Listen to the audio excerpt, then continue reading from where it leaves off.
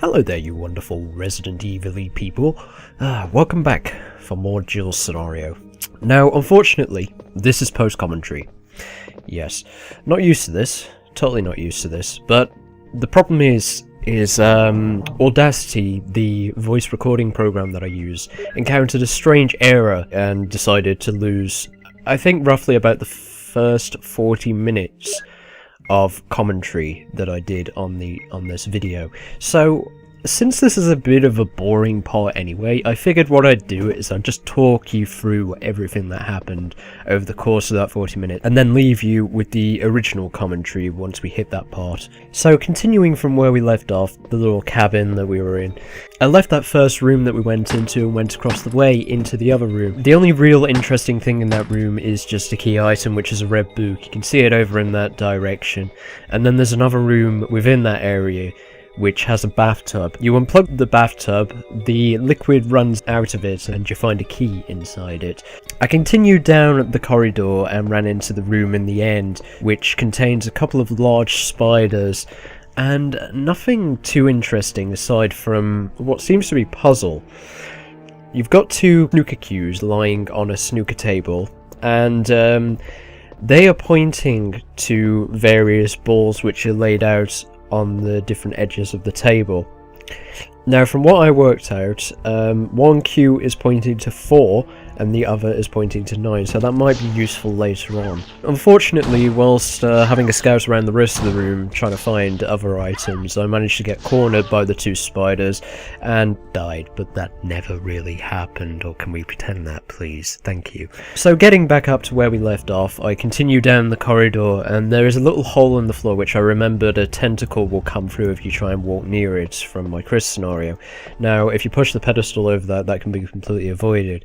Continuing down that corridor, that takes you to another corridor, and in that corridor there are 2 additional doors, along with another pedestal, which I don't think has any real purpose other than just to be pushed in order to access a few green herbs. Now, if you go into the first room, you find a room with 3 doors in it, plus a little open area, shall we say, which has a beehive in it. But I first went to inspect the first door, which had a panel on it, a really fun puzzle where you have to make all the lights go up by just pushing buttons. This seems that Resident Evil has an obsession with these kind of puzzles. But you enter that room and you come across a little puzzle which involves making a certain chemical or something like that, but for some reason I couldn't do it at this point, even though the hints were fairly obvious. There was some text on a wall that said 1 plus 2 equals 3, 3 plus 4 equals 7, 2 plus 4 equals 6, 6 plus 7 equals 13, and 13 plus 3 equals 16. There's some empty bottles scattered around the room, and there's some additional text on the other side of the room which says water equals 1, red equals 2, purple equals 3, and green equals 4. Being unable to actually do anything in this room for some reason, I decided to head on out of it and go over to the beehive area. Now, there is another key just underneath the beehive, which when picked up will anger the bees, so I obviously toot them out of the room. I made a point that there's 2 other doors in the room, but I don't think you can actually open those at this moment in time. You need to have other keys or something like that at some point. So after that, I head next door, further down the corridor, and use the D key, which I acquired from the bees. Acquired from the bees. I didn't really acquire them. Well, they've just been placed near the bees, haven't they? But either way, that opens that door. And inside this room is a map of the dormitory, and the Plant 42 report, which reads, 4 days have passed since the accident, and the plant at point 42 is growing amazingly fast. It has been affected by the T-virus differently than other plants have been, and shows unique shape in addition to its size. Looking at the way it behaves, it is now difficult to determine which kind of plant it was originally. And then there's this wonderful sound error for some reason. Thanks, emulation. There are 2 ways in which Plant 42 gathers nutrition. The first one is through its roots that reaches into the basement. Immediately after the accident, a scientist went mad and broke the water tank in the basement. Now the basement is filled with water. Clearly no one could be fucked to actually fix that problem. It is easily imaginable that some chemical elements were blended in the water and promote the incredibly fast growth of Plant 42. Another part of Plant 42 from the basement grows through the ducts and hangs down like so many bulbs from the ceiling on the first floor. Many vines come out of those bulbs, and they are the second resource for its nutrition. Once sensing movement, Plant 42 shoots its vines around the prey and holds it, then starts sucking up blood, using the suckers located at the back of its vines. It also has some intelligence. It blocks the door by twining its vines around it, especially when it captures its prey or is sleeping.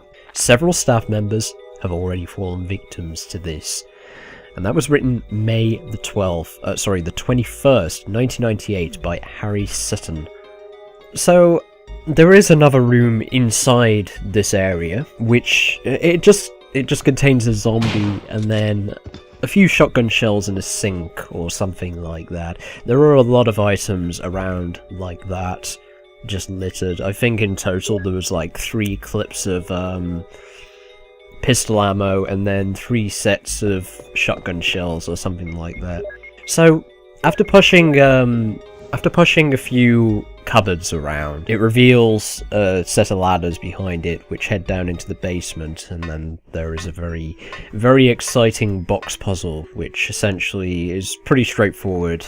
You have to create a bridge. I kind of question why Jill couldn't swim through the water. She's about to get wet anyway, but either way, the only real challenging box is the one at the end of the corridor, because you have to essentially push that from the other side in order to make enough room for you to push it out to the side and then push it down the corridor, if you catch what I mean. Because if you push it down as it is, then it's just going to get stuck in the corner, because Jill doesn't have enough sense to like try and pull it. She can only push. But yeah, once you go across the bridge, it then leads down into a little water area, which I decided to go straight to the right and enter one of the rooms which contained the roots of the plant. Of course, I couldn't really do much about that. I did make a point that I needed the chemicals still. But after exiting that room, I tried to run round the side, got attacked by a shark, which I completely forgot about from my Chris scenario, and then unfortunately got murdered by it. Swallowed whole. Second time that's happened to me. That pretty much brings us up to date, because from here I just repeated everything naturally, and the only thing I really did differently was I decided to pick up all the bottles because I thought I might have been doing something wrong. Now, before you get into the live stuff, I'd just like to make a point that I mentioned at the beginning of this session that I'm quite ill due to I had an accident yesterday morning whereby I fell in my room, broke my fall with my arms, but for some reason blacked out afterwards. No head injury at all or anything like that. Now please do not worry, it was just a bit of a it just something sort of twinged in my spine or something like that and knocked me unconscious. It's nothing serious. I'm not like in any pain today or anything like that. I think it just was unfortunate, if you catch my meaning. But I did for some reason decide to drink a bit after that happened, and it got me very drunk very quickly. I really shouldn't have done that, but then later, about a couple of hours later or so, that was when I was recording. I was a bit giddy towards the beginning, but it cleared up towards the end, so but I did say it was my only chance at recording this because I had to be uploading tomorrow, which is today. So yeah, got a bit of a problem here, haven't I? Hopefully I can get this all done before the day is out, though I am doubting my ability to do that. Oh, and something I did actually forget to mention. I've decided to get on with this Let's Play because I really want to get on with doing Resident Evil HD Remaster when it is released, due to the reception I got from mentioning it in the previous session. And of course, as a bit of a thank you to you guys for that. So, there you have it. Hope you're happy with that. So, yeah, once again, very, very sorry for losing the original recording. but like I said, nothing really that interesting happened overall.